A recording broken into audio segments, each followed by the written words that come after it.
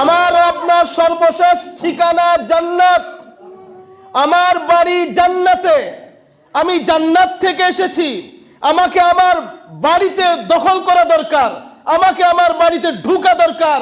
যা রমাদানু ফুতিহাত আবওয়াবুল জান্নাহ, রমজান মাস আসার কারণে জান্নাতের সমস্ত দরজা আল্লাহ তাআলা কি করেছেন? ওপেন করে দিয়েছেন, খুলে দিয়েছেন।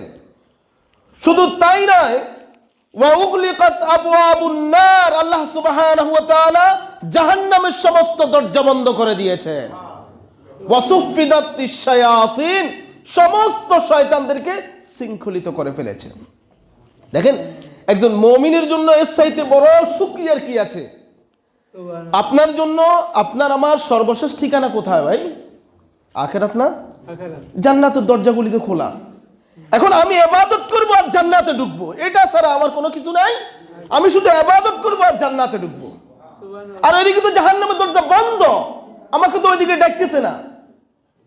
তাহলে জাহান্নামের দরজা যেহেতু বন্ধ, খোলা আছে কি? জান্নাতের দরজা। আমার জন্য উপযোগী সময় হচ্ছে জান্নাতে ঢুকা। আর জান্নাতে যে ঢুকতে আমাকে বাধা দেয় যে শয়তান, সে তো শৃঙ্খলিত, সে তো কি, তাকে তো বেঁধে ফেলা হয়েছে। তাহলে যে জান্নাতে যাওয়ার জন্য আমাকে বাধা দেয়, তাকে আল্লাহ সুবহানাহু ওয়া তাআলা শৃঙ্খলিত করে ফেলেছেন।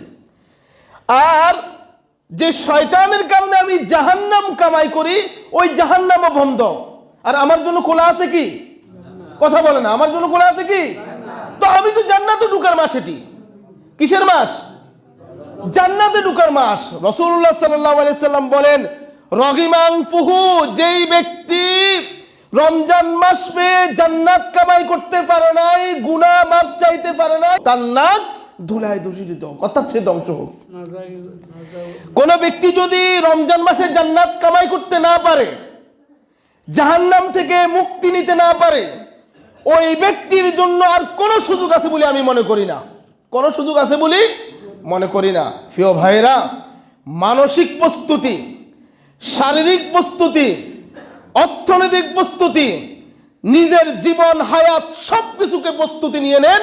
রমজান মাসের প্রত্যেকটা সেকেন্ড আমি জান্নাত কামাই করার জন্য ব্যয় করব। পারবেন না ইনশাআল্লাহ? হাত তুলেন সবাই, সবাই হাত তুলেন। আল্লাহ সুবহানাহু ওয়া তাআলা যেন আমাদেরকে জান্নাত কামাই করার তৌফিক দান করে।